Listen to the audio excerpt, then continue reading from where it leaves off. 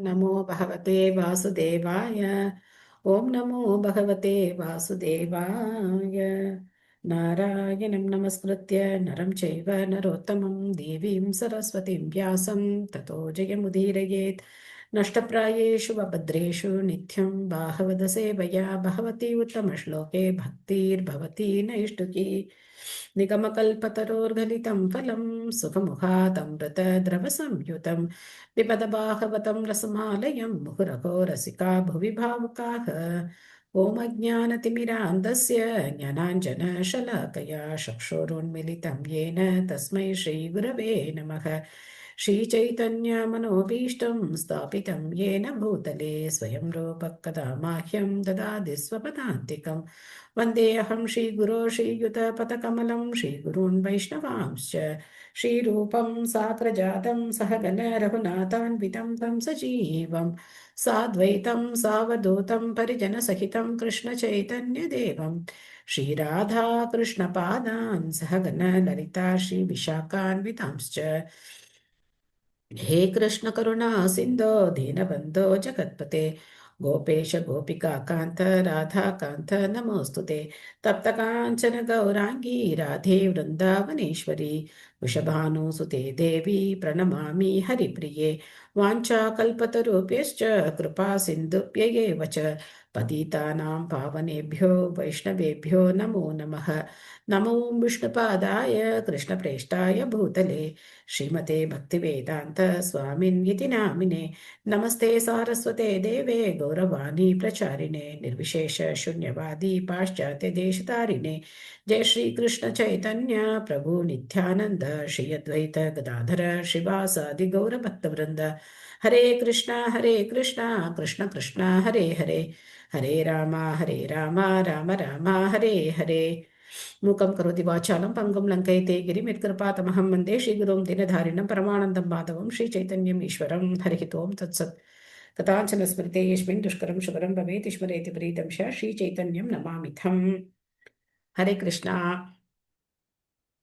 हरे कृष्ण हरे कृष्णा हरे कृष्णा। நேற்று பார்த்த பாகவதத்துலேருந்து என்ன ஞாபகம் இருக்கு சொல்லலாமா? ஹரே கிருஷ்ணா மாதாஜி. எஸ் மாதாஜி. அகிலா மாதாஜி. துர்வாசரோட இது பத்தி பாக்குறப்ப நைவேத்தியம் பண்ணி சாப்பிட்டா எல்லாருமே பகவானுக்கு நம்ம நைவேத்தியம் பண்ணும்போது எல்லாருமே திருப்தி அடைவாங்க அப்படின்னு பாக்குறோம். Very good. Thank you Mataji. Nice point. Okay, வேற? மாதாஜி. ஹரே கிருஷ்ணா. சொல்லுங்க ஹேமலதா மாதாஜி, என்ன பார்த்தோம் நேத்து? ஹேமா மாலினி மாதாஜி. என்கிட்ட புக்கு இல்ல மாதாஜி, வாங்கணும் இனிமேல் தான். ஓ. அப்பப்ப எழுதிதான் வச்சிருக்கேன். ம். ஞாபகம் வச்சு என்கிட்ட சொல்லலாமே, என்ன பார்த்தோம், என்ன கேட்டோம். இவ்வளவுதான் ஞாபகம். ஓகே. ஆ, வேற ஏதாவது? தேவர்களை வழிபடும் போது பகவானையும் தேவர்கள்ல ஒருத்தரா நினைச்சோம்னா அது அபராதம்னு பார்த்தோம் மாதாஜி. ஆனா பகவானை வழிபட்டுட்டு தேவர்களை வழிபடலைன்னா கூட அது அபராதம் கிடையாது. ஏன்னா தேவர்கள்லாம் பகவானுடைய பிரதிநிதிகள் அப்படின்றத பார்த்தோம். அதனால தேவர்களால தரப்படக்கூடியது வந்து தற்காலிகமானது, பகவானால அளிக்கப்படக்கூடியது எப்போதுமே நிரந்தரமானது அப்படின்றத பார்த்தோம். ஏன்னா தேவர்களும் ஒரு நாள் அழியக்கூடியவர்கள் அப்படின்றத பார்த்தோம் மாதாஜி. ஹரே கிருஷ்ணா. தேங்க்யூ. காலநாதன் பிரபு எதுவும் சொல்ல வந்தீங்க? துர்வாச முனிவர் சிவருமான் போல் ஆசுதோஷமுடைய கோவப்படக்கூடியவர், எளிதில் திருப்தி அடைவார், எளிதில் கோபமுடைய. ஆசுதோஷம் அப்படின்னாக்க எளிதில் திருப்தி அடையக்கூடியவர், அதே சமயத்துல எளிதில் கோபமும் வரும். ஓகே, தேங்க்யூ பிரபு. ஸ்ரீமத் பாகவதம் முதல் ஸ்கந்தம் 15வது அத்தியாயம் பாண்டவர்களின் துறவு. அதுல நம்ம வந்து ஜெயத்ரதன்லேருந்து இன்னைக்கு பார்க்கணும் இல்லையா? அந்த ஜெயத்ரதன் பத்தி நம்ம இன்னைக்கு பார்க்கணும். நேற்று படிக்காதவங்க ஹேண்ட் ரைஸ் பண்ணி, படிக்காதவங்க யாராவது இருக்கீங்களா? நான் படிக்கல மாதாஜி. ஓகே, படிங்க மாதாஜி. கார்த்திகா மாதாஜி படிங்க. ஹரே கிருஷ்ணா மாதாஜி. ஹரே கிருஷ்ணா. ஜெயத்ரதன் விருத்தக்ஷேத்திர மகாராஜனின் மற்றொரு மகன். இவன் சிந்து தேசத்து, இன்றைய சிந்து பாகிஸ்தான் அரசனாவான். இவனது மனைவியின் பெயர் துக்சலா என்பதாகும். இவனும் திரௌபதியின் சுயம்வர சடங்கில் இருந்தான். அவளை அடைய இவன் பேராவல் கொண்டான். எனினும் பந்தயத்தில் தோற்று போனான். அன்று முதல் திரௌபதியுடன் தொடர்பு கொள்ளும் சந்தர்ப்பத்தை அவன் எதிர்பார்த்திருந்தான். சல்ய தேசத்தில் திருமணம் செய்து கொள்வதற்காக செல்லும் பொழுது காமியவனத்திற்கு செல்லும் வழியில் மீண்டும் திரௌபதியை காண நேர்ந்த அவளால் மிகவும் கவரப்பட்டான். அச்சமயத்தில் சூதாட்டத்தில் ராஜ்யத்தை இழந்த பாண்டவர்களும் திரௌபதியும் நாடு கடத்தப்பட்ட நிலையில் இருந்தனர். ஜெயத்ரதன் தன் நண்பனான கோடிச்சஷ்யனின் வாயிலாக தவறான வழியில் திரௌபதிக்கு செய்தி அனுப்புவது நல்லதென்று எண்ணினான்.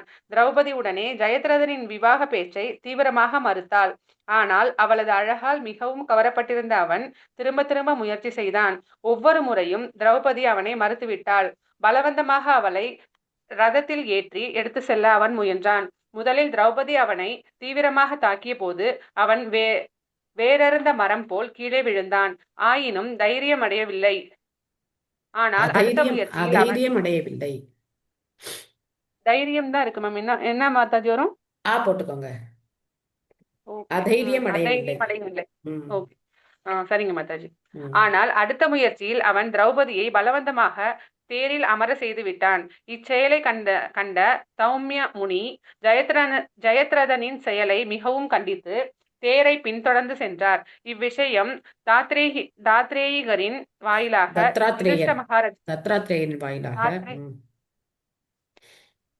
தத்தாத்ரேயர் இருக்கணுமா? நிறைய ஸ்பெல்லிங் தத்தாத்ரேயரின் வாயிலாக யுதிஷ்ட மகாராஜனுக்கு அறிவிக்கப்பட்டது. பாண்டவர்கள் பிறகு ஜெயத்ரதனின் வீரர்களை தாக்கி அவர்களை எல்லாம் கொன்று போட்டனர். இறுதியில் பீமன் ஜெயத்ரதனை பிடித்து கிட்டத்தட்ட சாகும் வரை அடித்து போட்டார்.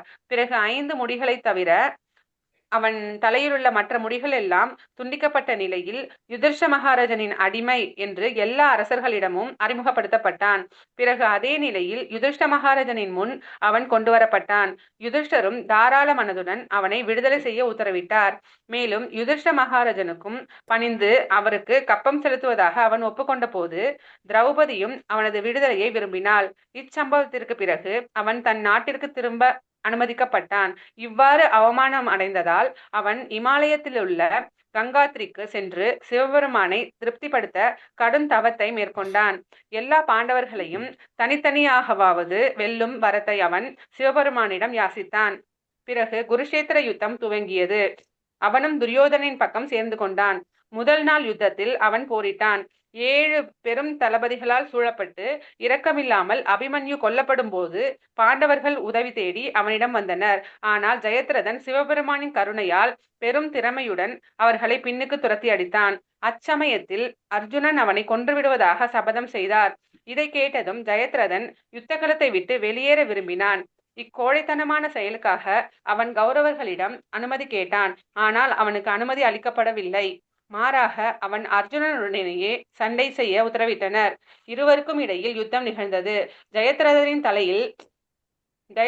தலையை தரையில் விழ செய்பவன் யாராக இருந்தாலும் அவன் உடனே மரணமடைய வேண்டும் என்பதுதான் சிவபெருமானிடமிருந்து அவன் பெற்ற வரமாகும். அச்சமயத்தில் அவன் பெற்ற வரத்தை பற்றி அர்ஜுனனுக்கு நினைவூட்டிய கிருஷ்ணர் அவனுடைய தலையை கொய்து சமந்த பஞ்சக தீர்த்தத்தில் தவத்தில் ஈடுபட்டிருந்த அவனது தந்தையின் மடியில் விழ செய்யும்படி அர்ஜுனனுக்கு அறிவுரை கூறினார். அர்ஜுனனும் இதை நிறைவேற்றினார். துண்டிக்கப்பட்ட தலை ஒன்று தன் மடியில் கிடப்பதை கண்ட ஜெயத்ரதனின் தந்தை ஆச்சரியமடைந்து உடனே அதை தரை மீது வீசினார். இதனால் அவரது தலை 7 பாகங்களாக பிளந்து உடனே மரணமடைந்தார். நன்றி மாதாஜி. ஹரே கிருஷ்ண மாதாஜி. தேங்க்யூ மாதாஜி. தேங்க்யூ மாதாஜி. ஸோ ஜெயத்ரதன் பத்தி பார்க்குறோம். இதில் நம்ம என்ன முக்கியமா தெரிஞ்சுக்கிறோம் அப்படின்னாக்க, திரௌபதியை அடையணும்னு எவ்வளோ பேர் திரௌபதியை அடையிறதுக்கு எவ்வளோ முயற்சிகள் எல்லாரும் முயற்சி பண்றாங்க. ஆனா திரௌபதியுடைய மனம் அப்படிங்கிறது எப்பவுமே பாண்டவர்களை விட்டு விலகவே இல்லை. எந்த நிலையிலும் பாண்டவர்களை விட்டு அவங்களுடைய மனம் கொஞ்சம் கூட விலகவே இல்லை அப்படிங்கறத நாம தெளிவா தெரிஞ்சுக்கலாம். அதுக்கப்புறம் பகவானுடைய உதவியினால எப்படி அர்ஜுனன் ஜெயத்ரதனையும் வென்றார் அப்படிங்கிறத நம்ம இங்க பார்க்கிறோம். அடுத்த பதம் 17. சௌத்யே விருத குமதிநாத்மத ஈஸ்வரோ மே யத் பாத பத்மம் அபவாய பஜந்தி பவ்யாக மாம் ஸ்ராந்தவாகம் அரயோ ரதினோ புவிஷ்டம் ந பிராஹரன் யத் அனுபாவ நிரஸ்த சித்தாக. கலைப்படைந்த என் தேர் குதிரைகளுக்கு நீர் கொண்டு வருவதற்காக நான் தேரில் இருந்து கீழே இறங்கிய போது எதிரிகள் அலட்சியமாக இருந்து விட்டதற்கு அவருடைய கருணை மட்டுமே காரணம். முக்தி பெறுவதற்காக அவரை புண்ணிய புருஷர்களும் வழிபட்டு அவருக்கு தொண்டு செய்கின்றனர் என்பதால் எம்பெருமானிடம் எனக்கு இருந்த மரியாதை குறைவால் அல்லவா அவரை என் தேரோட்டியாக ஈடுபடுத்தும் துணிவு எனக்கு வந்தது. எப்பேற்பட்ட பகவான், அவரை எப்படி நான் என்னுடைய தேரோட்டியாக பாவிக்க முடிஞ்சது? நான் தேரோட்டிங்கிறது ரொம்ப ஒரு சாதாரணமான ஒரு செயல் இல்லையா? பெரிய ஒரு மதிப்பான ஒரு செயல் எல்லாம் கிடையாது இல்லையா? ஸோ வீட்டில் கார் டிரைவருக்கு என்ன பெரிய மரியாதையாக கொடுப்போம்? டிரைவர் அப்படின்னு தான் கூப்பிடுவாங்க. அந்த மாதிரி பகவானை எல்லாரும் என்ன பண்றாங்க? அவருடைய தயவுக்காக எத்தனையோ தவங்கள் பண்றாங்க யோகிகள். ஆனா பக்தர்களுக்காக பகவான் இவ்வளவு இறங்கி வர்றார். ஆனா இப்போ அர்ஜுனன் நினைக்கிறேன், எதனால நான் இந்த மாதிரி பண்ணேன்? எனக்கு இருந்த அவ்வளோ அலட்சியமா எனக்கு அப்படின்னு நினைக்கிறார்.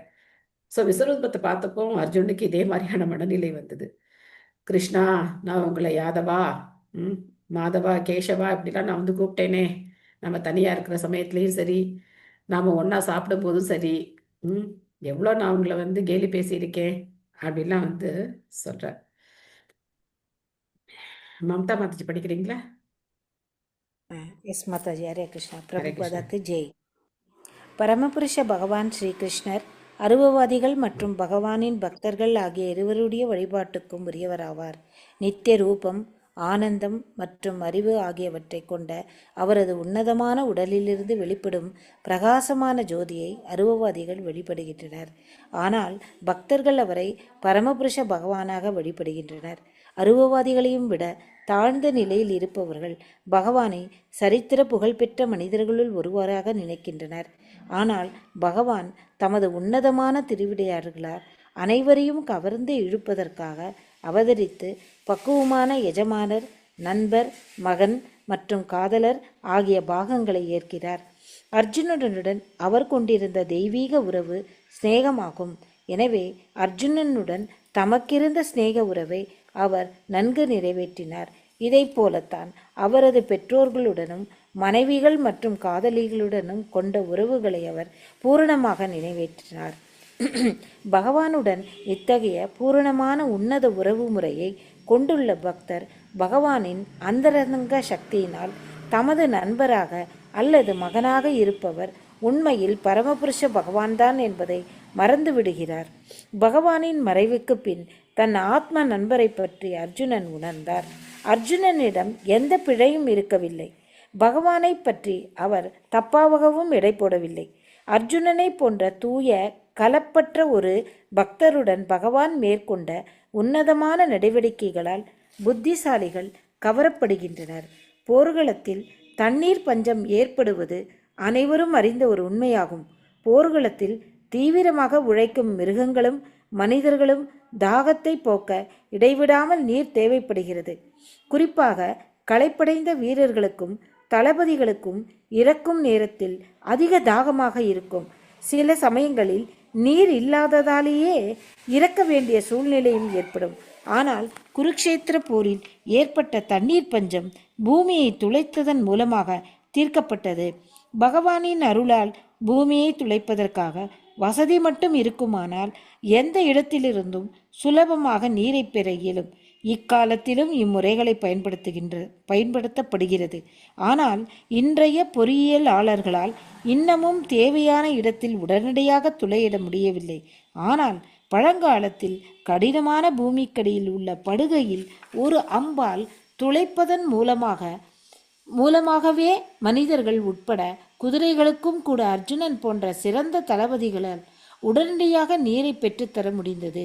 இது இன்றைய விஞ்ஞானிகளால் இன்னும் அறிந்திராத ஒரு முறையாகும். ஹரே கிருஷ்ணா. தேங்க்யூ மாதாஜி. தேங்க்யூ மாதாஜி. ஒரு பக்கம் நாஸ்திகர்கள் பகவானை நம்புறது கிடையாது, கடவுள் இருக்கார் அப்படிங்கிறது நாஸ்திகர்கள் நம்புறது கிடையாது.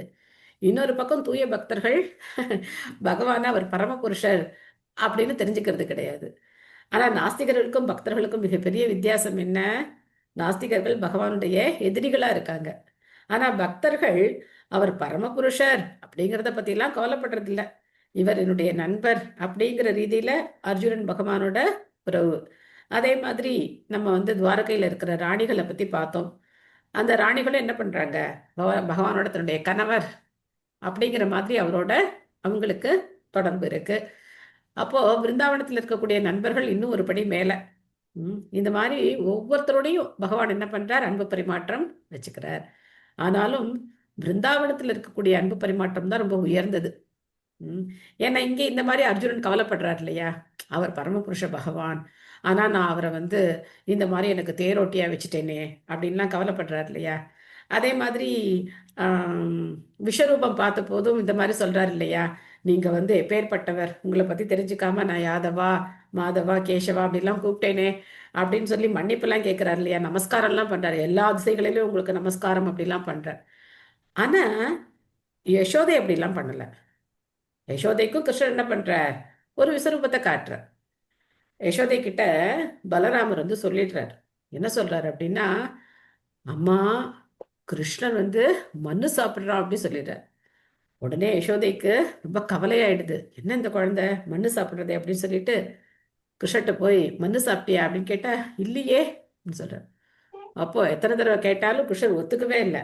வாயை தர அப்படின்னு சொல்லி பார்க்கும்போது அங்க ஒரு விஸ்வரூபத்தை பகவான் காட்டுறார். ஆனா யசோதைக்கு அதை பார்த்து என்ன பயம் வரல, ஓ இவர் தான் வந்து முழுமுதற் கடவுளோ அப்படிலாம் நினைக்கல. யசோதை என்ன நினைக்கிறாங்க, ஏதோ எனக்கு நான் ஏதோ கற்பனை பண்ணி எதையோ பார்க்குறேன் போல இருக்கு, இல்லைன்னா இந்த குழந்தைக்கு ஏதாவது ஆயிருக்கும், அதனால என்னமோ ஒரு மாதிரியா இருக்கு இந்த குழந்தை அப்படின்னு சொல்லிட்டு உடனே வந்து தன்னை வந்து சரி பண்ணிக்கிறாங்க. அவங்க என்ன என்ன பண்ணல, அந்த வாத்சல்ய பாவத்திலேருந்து கொஞ்சம் கூட மாறவே இல்லை. ஆனா அர்ஜுனன் சக்கிய பாவத்திலேருந்து மாறிட்டார். சக்கிய பாவத்திலேருந்து தாசிய பாவத்துக்கு வந்துட்டார். ஒரு படி இறங்கிட்டார் அர்ஜுனன். இறங்கி உங்களுக்கு நமஸ்காரம், என்னை மன்னிச்சிடுங்க அப்படிலாம் கேட்கிறார். யசோதை அப்படிலாம் பண்ணல. மண்ணை சாப்பிட்டியா நீ அப்படின்னு அப்பவும் தான் மிரட்டுறாங்க கிருஷ்ணரை. அதனால பிருந்தாவனத்துல இருக்கக்கூடிய பாவம் வந்து மிக உயர்ந்த பாவம். ஸோ கோபிகா கீதத்துல கூட நம்ம இதை பார்க்கலாம். கோபியர்கள் பாடுறாங்க, கிருஷ்ணர் விட்டு பிரிஞ்சு போன உடனே, நகலு கோபிகா நந்தனோ பவான் அகில தேகினாம் அந்தராத்மத்ரு விகன சார்திதோ விஸ்வகுப்தயே சகவுதேயிவான் சாத்வதாம் குலே அப்படின்னு பாடுறாங்க. நகலு கோபிகா நந்தனோ பவான், நீங்க வந்து யசோதையுடைய மகனும் கிடையாது, நந்த மகாராஜுடைய மகனும் கிடையாது, எங்களுக்கு தெரியும். நீங்க என்ன பண்றீங்க, அகில தேகினாம் அந்தராத்மதிருக்கு, எல்லாருடைய இதயத்திலையும் பரமாத்மாவா இருக்கிறது நீங்க தான் எங்களுக்கு தெரியும். அதெல்லாம் ஒரு பக்கம் இருக்கட்டும், அதை பத்திலாம் எங்களுக்கு ஒன்றும் கவலை இல்லை அப்படிங்கிறாங்க. ஏன் எங்களை விட்டுட்டு போனீங்க, அதான் இப்போ பிரச்சனை. முழுமுதற் கடவுளா இருந்தா இருந்துட்டு போங்க ஒரு ஓரமா, அது ஒன்றும் எங்களுக்கு பிரச்சனை கிடையாது. எங்களுக்கு வேண்டியதெல்லாம் உங்களுடைய அந்த நட்பு, உங்களுடைய அந்த சங்கம், அதுதானே எங்களுக்கு வேணும், அதுக்கு தானே நாங்கள் நடுராத்திரி வந்தோம், இப்போ எதுக்காக விட்டுட்டு போனீங்க. அதில் தான் அவங்க குறியா இருக்காங்களே தவிர, ஓ இவர் தான் முழுமுதற் கடவுள், இவர் வந்தோடனே நமஸ்காரம் பண்ணணும் அப்படிலாம் அவங்களுக்கு தோணலை.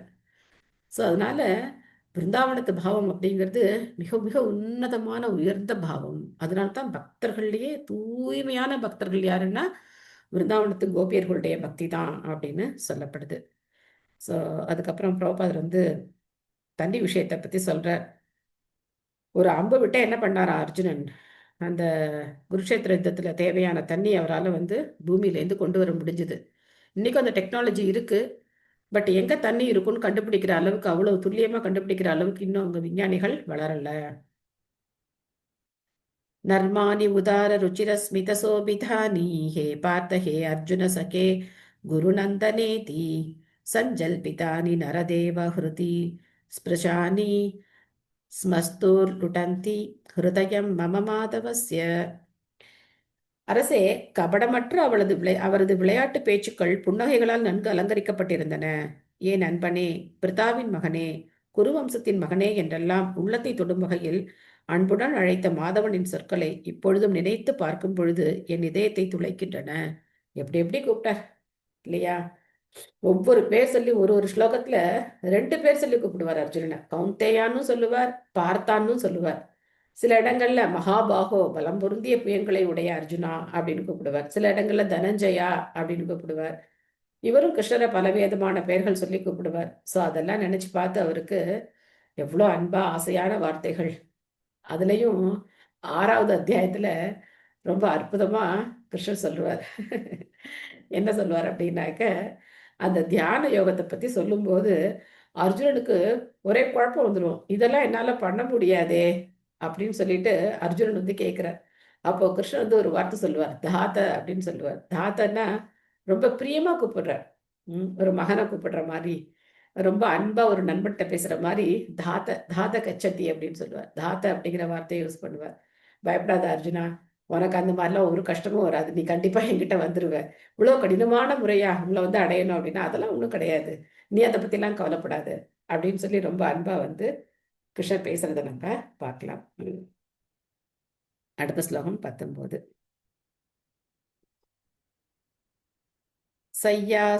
சய்யாசனாடன விகத்தன போஜனாதிஷு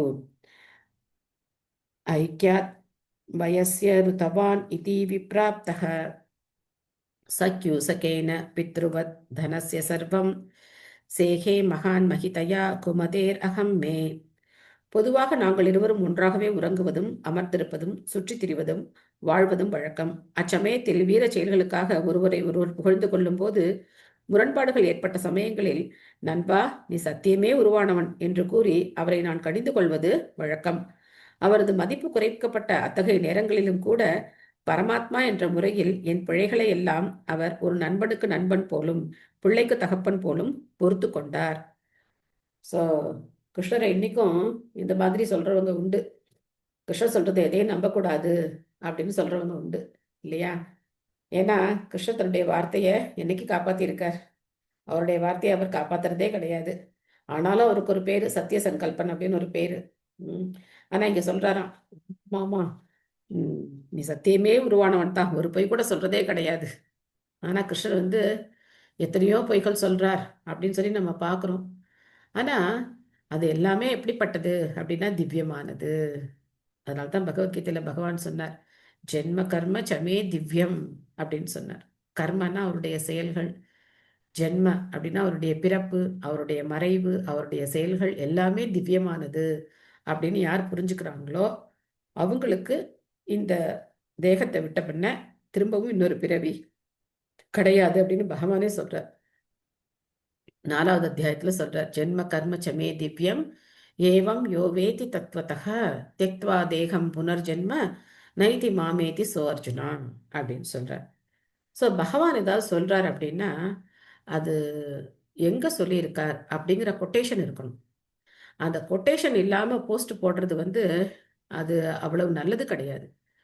ஏன்னா இந்த மாதிரி தான் என்ன ஆச்சு, கிருஷ்ணர் படம் போட்டு எதையாவது எழுதி கிருஷ்ணர் படம் அதுல இருந்தா போதும் அப்படின்னு போட்டு விடுறது இன்னைக்கு வந்து அப்படி பண்ணித்தான் என்ன ஆச்சு, எது நடந்ததோ அது நன்றாகவே நடந்தது. இன்னும் அதை நம்புறவங்களாம் இருக்காங்க. பக்தர்களுக்குள்ளேயே கூட இன்னும் அந்த தெளிவு வரல. அப்ப கூட சொல்றாங்க, நம்ம இந்த எதை கொண்டு வந்தோம், எதை எடுத்துட்டு போக போறோம், எல்லாமே வந்து இன்னைக்கு நம்மளோடது, நாளைக்கு இன்னொருத்தவங்களோடது. இதெல்லாம் இந்த மாதிரியான வார்த்தைகள் எல்லாம் எங்க பகவத்கீதையில இருக்கு? ஸோ தயவு செய்து அந்த மாதிரி போஸ்ட் எல்லாம் போடாதீங்க. கொட்டேஷன் இருக்கா போடுங்க, கொட்டேஷன் இல்லையா போடாதீங்க. அது யார் சொன்னதா இருந்தாலும் சரி. பிரபுபாத ஆச்சாரியர்களுக்கு அந்த அதிகாரம் இருக்கு. ஆச்சாரியர்கள் சொல்றதை நம்ம கொட்டேஷனோட போடலாம், பிரபுபாதுடைய பொருளுரையில கொட்டேஷனோட போடலாம். பட் ஆனால் சும்மா கிருஷ்ணர் படம் போட்டு இப்படி சொல்லியிருக்காரு, இதெல்லாம் வந்து ஜஸ்ட் ஒரு மெட்டீரியல் விஷயங்கள். அந்த மாதிரி எல்லாம் பேசவே இல்லை கிருஷ்ணர். பகவத்கீதையில மெட்டீரியலா எந்த விஷயத்தையும் கிருஷ்ணர் பேசவே இல்லை. இப்போ இந்த ஸ்லோகத்தை எடுத்துக்கிட்டோம், என்னுடைய பிறப்பு, என்னுடைய செயல்கள் இதெல்லாம் திவ்யமானதுன்னு யார் புரிஞ்சுக்கிறாங்களோ அவங்களுக்கு இந்த தேகத்தை விட்ட பின்ன மறுபிறவி கிடையாது அப்படின்னு கிருஷ்ணர் சொல்லியிருக்காருன்னா ஓகே, 4.9 நம்ம சொல்லலாம். இந்த பகவத்கீதையில இந்த ஸ்லோகத்துல கிருஷ்ணர் சொல்லியிருக்கார் அப்படின்னு நம்ம சொல்லலாம். அதை விட்டுட்டு எதையாவது போட்டு கிருஷ்ணர் படத்தை போட்டா அது கிருஷ்ணர் சொன்னதுன்னு ஆயிடுமா? எங்க சொல்லியிருக்கார்? எந்த புராணத்துல, எந்த வேத வாக்கியம் அது? கிருஷ்ணர் பேசுறது எல்லாமே வேத வாக்கியம். கிருஷ்ணர் வந்து என்ன மாதிரியோ உங்களை மாதிரியோ என்ன பண்ண மாட்டார், சாதாரணமாலாம் பேச மாட்டார். கிருஷ்ணர் பேசுற எல்லாமே என்னது? வேத வாக்கியம். அது எந்த வேதத்துல சொல்லப்பட்டிருக்கு, எந்த உபனிஷத வாக்கியம், எந்த பாகவதத்துல சொல்லப்பட்டிருக்கு, எந்த புராணத்துல சொல்லப்பட்டிருக்கு? கொட்டேஷன் வேணும். கொட்டேஷன் இல்லாம தயவு செய்து போஸ்ட் போடவே போடாதீங்க. நான் டெலிட் பண்ணிட்டே இருப்பேன் நீங்க போட்டீங்கன்னா. எதுக்குன்னு உங்களுக்கு புரியாது. என்னது இது நம்ம போடுறோம் இவங்க டெலிட் பண்றாங்களே அப்படின்னு உங்களுக்கு தோணும். கொஞ்சமாவது தயவு செய்து புரிஞ்சுக்கோங்க. நம்ம வந்து ஆத்தன்டிக்கா பேசணும். ஆத்தன்டிக்கா பேசாம எதை வேணா பேசலாம். எனக்கு தெரிஞ்சதெல்லாம் நான் பேசலாம், உங்களுக்கு தெரிஞ்சதெல்லாம் நீங்க பேசலாம். ஆனா எதுவுமே என்னவா இருக்காது, பகவான் சொன்னதா இருக்காது. அதனால தான் பிரபுபாதர் வந்து பகவத்கீதையே உண்மை உருவில்னு கொடுத்தார். ஸ்லோகம் பகவத்கீதை ஸ்லோகமா இருக்கலாம், ஆனா விளக்கம் எனக்கு தெரிஞ்சதை எதையாவது ஒன்று எழுதி விட்டோம் அப்படின்னாக்க. இன்னைக்கு காலம்புரை பிரபுபாத் லெக்சர் ஒன்று கேட்டேன். பிரபுபா சொல்றார், நேத்து காலம்புரை கேட்டேன். பிரபுபா சொல்றார், கிருஷ்ணர் நின்று மம அப்படிங்கிற வார்த்தையை சொல்றார் அப்படின்னா அதுக்கு மாயாவாதிகள் எப்படி விளக்கம் கொடுக்குறாங்க, அல்லது பக்தர் அல்லாதவங்க எப்படி விளக்கம் கொடுக்குறாங்க அப்படின்னா, மமான்னா என்னுடைய, நான் அப்படின்னு அர்த்தம் இல்லையா? மாம் அப்படின்னா நான் அப்படின்னு அர்த்தம். ஆனா இந்த மாம் அப்படிங்கிறது என்னையும் குறிக்கும் அப்படின்னு சொல்றாங்களாம். மாம்னா என்னையும் குறிக்கும், கிருஷ்ணனையும் குறிக்கும், நானும் மாம். அப்ப என்ன அர்த்தம்? நானும் கடவுள், நானும் கிருஷ்ணரும் ஒண்ணு. அப்படித்தான் அவங்க அதுக்கெல்லாம் விளக்கம் கொடுக்குறாங்க அப்படின்னு பிரபுபா சொல்றார். அப்போ பகவத்கீதா ஸ்லோகத்துக்கே இப்படி தப்பா விளக்கம் கொடுக்கும்போது சும்மா எதையாவது எழுதி விட்டு இது கிருஷ்ணர் படம் போட்டால் அது கிருஷ்ணர் சொன்னதாயிடுமா? We should be very careful. எப்போவுமே ஆத்தன்டிக்காக பேசணும், ஆத்தன்டிக்கான விஷயங்களை மட்டுமே ஷேர் பண்ணணும். எந்த குரூப்ல இருந்தாலும் சரி, அதுதான் எல்லாருக்கும் நல்லது, மொத்த உலகத்துக்கும் அதுதான் நல்லது. அது இல்லாம கொட்டேஷன் இல்லாம பகவத்கீதையில எந்த ஸ்லோகத்துல எங்க பாகவத ஸ்லோகமா, பகவத்கீதை ஸ்லோகமா, விஷ்ணு புராணமா, பவிஷ்ய புராணமா, எந்த புராணத்துல எந்த உபனிஷத்துல பகவானுடைய வாக்கியம் அது? ஏன்னா பகவான் யாரு? அப்பௌருஷய, அசமூர்துவ. நம்மள மாதிரிலாம் சாதாரணமா பேசக்கூடியவர் கிடையாது. உனக்கு நான் ஆறுதல் கொடுக்குறேன், நான் அது கொடுக்குறேன், இதெல்லாம் என்ன வாக்கியம்? எங்க பேசியிருக்காரு கிருஷ்ணர்? ஏன் இந்த மாதிரி நம்ம வந்து போஸ்ட் பண்ணணும்? தயவு செய்து இதை புரிஞ்சுக்கோங்க. புரிஞ்சுக்காம வந்து சும்மா எதையாவது போட்டுக்கிட்டே இருக்கக்கூடாது. ஓகே, எம் சாந்தி மாதாஜி படிக்கிறீங்களா?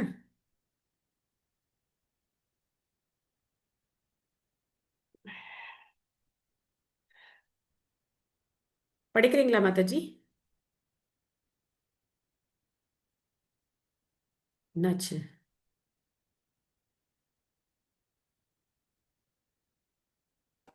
ஹரே கிருஷ்ணா.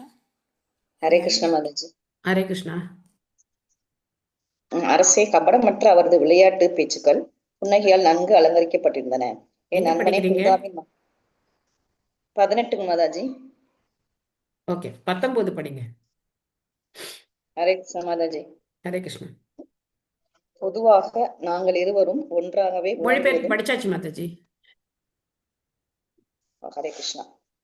பரமபுருஷ பகவான் ஸ்ரீ கிருஷ்ணன் பரிபூரமானவர் என்பதால் அவரது தூய பக்தருடனான அவரது உன்னதமான திருவிளையாடல்களில் எந்த குறையும் இருப்பதில்லை. கற்றறிந்த பண்டிதர்களாலும் சமயவாதிகளாலும் சட்டப்பூர்வமான முறையில் வேத மந்திரங்கள் உச்சரிக்கப்படுவதை விட நண்பர்கள், பெற்றோர்கள் அல்லது காதலிகளின் நிந்தனைகள் பகவான் அதிகமாக சுவைத்து அனுபவிக்கிறார்.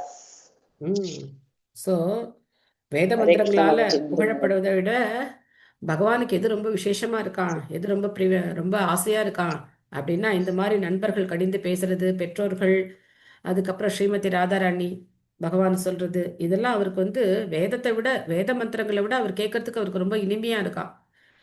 ஸோ அந்த மாதிரி அவர் வந்து தன்னுடைய பக்தர்களுக்காக தன்னுடைய எல்லா நிலையையும் விட்டு கொடுக்கிறார். சாகம் நிருபேந்திர ரஹித புருஷோத்தமேன சக்யா பிரியேன சுஹ்ருதா ஹிருதயேன சூன்யக அத்வனி உருக்ரம பரிக்ரகம் அங்கரக்ஷன் கோபைர் அசத்பீர் அபலேப வினிஜிதோஸ்மி. அரசர் பெருமானே, எனது நண்பரும் எனது நலனில் பெரும் அக்கறை கொண்டவருமான பரமபுருஷரிடமிருந்து இப்பொழுது நான் பிரிக்கப்பட்டு விட்டேன். எனவே என் இதயமே சூன்யமாகி விட்டது போல் காணப்படுகிறது. கிருஷ்ணனுடைய எல்லா மனைவிகளின் உடல்களையும் நாம் காப்பாற்றி வருகையில் அவர் இல்லாத சமயத்தில் துஷ்டர்களான சில இடையர்களால் நான் வெல்லப்பட்டேன். இது என்ன சொல்றாரு அப்படின்னாக்க,